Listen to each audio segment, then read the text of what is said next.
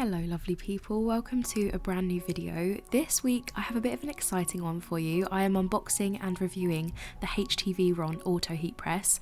I am someone who has never used a heat press before. I've never used vinyl before, so this was a little bit of an adventure for me, but I feel like I really kind of get the basics of it now, so let's get into it.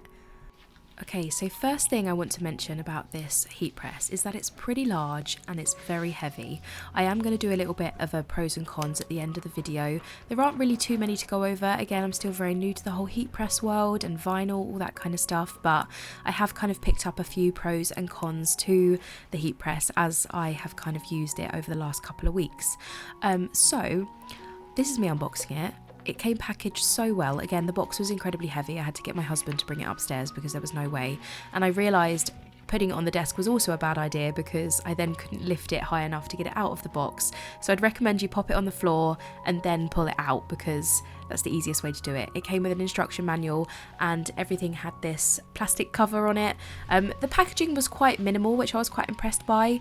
It didn't have too much going on, like yes, there was plastic and things, but I feel like it could have been a lot more packaging than there actually was. But yeah, I was quite impressed. But it is heavy. As you can see here, I was trying my best to turn it around, but yeah. The cable came tucked around the side, so I plugged it in, and then straight away, before I'd even turn the machine on, the on button starts flashing. So if you're not going to be using this all the time, I'd recommend unplugging it after each use because I'm not sure how long it stays on for. So I would recommend that you turn that off just to be on the safe side. So this is what it looks like, all pulled out and open, and then I had a little flick through the instruction manual. So this kind of took me through the usage notes and also things like precautions, so make sure to have a good read of those before using your heat press.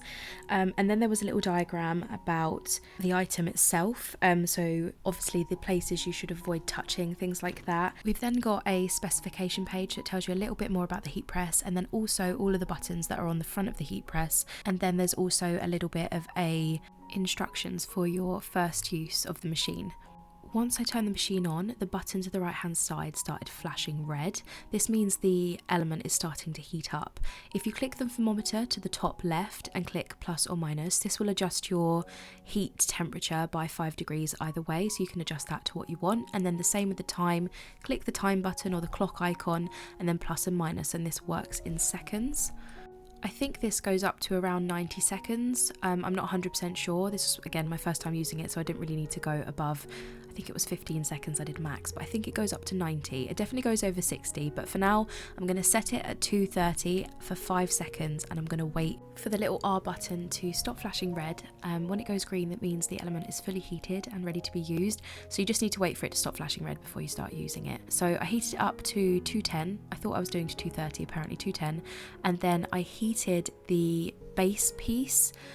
This was recommended in the instructions that you heat up the soft part that you're putting your item onto. I think it just helps for more of an even heating. I just wanted to quickly mention the tray a little bit. Something I noticed when I was using it is that you can think it's fully pushed in, but it isn't. It has like a little knock when it's fully pushed in, so you have a click which makes you think it's pushed in, but then you push it further and it knocks. I hope this footage shows it a little bit better, but you can hear it kind of pings and then it knocks when it's ready. I haven't had a chance to play around with these buttons properly, but I believe they are automatic settings. So from left to right we've got modes, custom and auto, and I think depending on what you're using it for, you can set with those, if that makes sense. And then it was time to make my first ever tote bag. I decided to make one for my niece. She has a favourite teddy and I had some vinyl colours that matched really well. So this is what we're going to do. I got my tote bag from Hobbycraft. It is a 100%, I believe, cotton tote bag. It says in the vinyl leaflet about the materials that you should and shouldn't use when it comes to HTV vinyl. So that was really helpful, but I picked up a cotton tote bag from Hobbycraft and then I measured the space that I wanted to fill. I didn't want it to be huge, I just wanted it to be a nice little centerpiece on the tote bag, and then I used my Cricut machine to cut out the vinyl. And also make sure when you cut your vinyl that you pop it gloss side down onto the Cricut board, because I found that out the hard way because I didn't read the instructions properly. So now it's time to use the heat press for the first time properly. I was a little bit nervous going into this, but we thought just going to give it a go. It's just a tote bag. I set my heat to 305 Fahrenheit because that's what it said on the sheet that I was using with the vinyl, and then it said to preheat the garment for 2 to 3 seconds. So I heated up the base again, and then I placed on my tote bag as evenly as I could. There is a little bit of a wobble with the tray when you try and line things up, so just be careful with this. I would really recommend buying some gloves. That is something I need to do. And then I pressed the tote bag for 2 to 3 seconds as it recommended, and that made it so much smoother. And then it was time to actually press the tote bag, which I was super excited for. So I grabbed the base piece of vinyl, which was this pink layer, and then I popped it onto the tote bag and pushed it in. But something to remember before you press your items is to put on that brown piece of material that comes in your heat press box. It's not just a piece of packaging, it is a protection, like anti-heat thing. So you pop it on top of your tote bag and it stops it from possibly sticking to the top element, so make sure you do that. I then pressed it for 13 seconds because it recommended between 13 and or like 10 and 15, something along those lines, so I did 13 right in the middle, and then I took off that piece of fabric again, and then I peeled off the plastic that came on top of the vinyl. This had a little bit more resistance than I was expecting, like it was a little bit more difficult to pull off than I realised. Another thing to make sure you do is wait around 15 to 30 seconds before you touch anything. So pull it out and then wait 15 to 30 seconds before pulling off your vinyl backing. I then added the extra elements that I wanted to put on, so the little hat and the dots. I then added that brown piece of paper on the top again, and I pushed it for a further 13 seconds.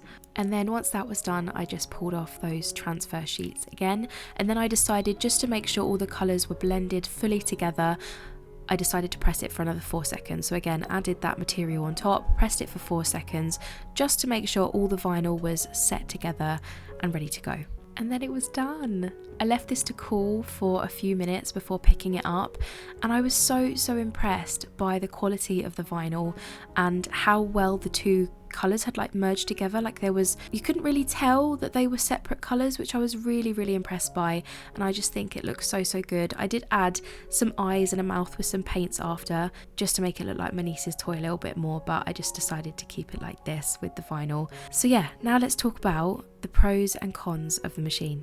So the first pro, of course, is that it's a fully automatic machine. It requires a lot less kind of physical energy to be pushing elements down, because traditional heat presses often have those big clamps that you have to pull down, and it can be quite hard for some people. So I personally have some chronic illnesses, and having an automatic heat press is just a great thing because it means I don't have to put in as much energy when it comes to pressing an item. Another pro would be that it is quite a lot safer with heat as well. The elements are all kind of kept together. Like, it's much harder for you to burn yourself on this machine compared to traditional style machines. Like, it's just, I think, a lot safer. I would recommend you still use gloves just because the heats are very high and you just want to reduce your risk of burning yourself as much as possible. But I think when it comes to safety, this seems like a much better option. I think also that these are very stylish looking machines. They are very nice to look at. It looks great in my office. It's a lovely looking piece of kit, which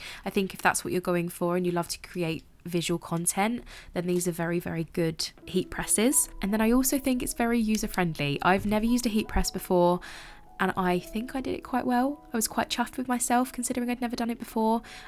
So those are kind of the main pros that I'd say come from this machine initially. There are a couple of cons as well. Again, they're nothing major, but they are maybe something you want to think about. It is a very heavy machine.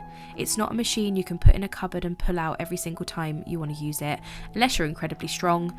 I'm not, and I definitely wouldn't be wanting to put this away and then bringing it out again every time I wanted to use it. Like, it's definitely a machine you need to find a place for and to kind of keep it there. You also can't adjust the pressure with these auto heat presses. It just does the pressure that it thinks is right for the garment underneath.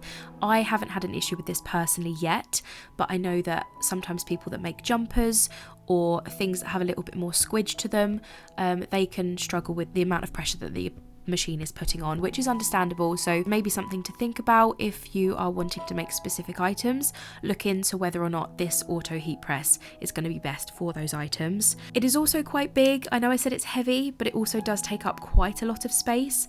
I think it probably could be bigger, and I know most heat presses are big. I think maybe that's something you can't really avoid when it comes to using heat presses, but it's not a small machine. If you wanted something small, you could probably get a handheld machine, the small mini ones or the larger, I think they're like square heat presses that you push down. And then the other thing I noticed was that the cable to plug it in is a little bit shorter than I would like. I think it's around 1 meter, so I plug it into an extension cord. But if you're wanting to plug it directly into the wall when it's sitting further away from the wall, that's something to think about as well, that you might need to use an extension cord. But overall, I'm pretty impressed, you know. I'm very, very happy with the machine, with the outcome, and I'm really, really excited to see where it can take my business. Again, thank you so much to HTVRONT for so kindly gifting this to me. All opinions are my own. I haven't been asked to say anything specific, but for a first-time user, I think it's a great machine. Definitely something to look into if you're considering going into the heat press world. Thank you so much for watching this video. I hope you found it helpful, and if you have any questions, please leave them in the comments. I'm not 100% sure how much I'll be able to help, but I will do my best. Have a lovely day, and I will see you in the next video.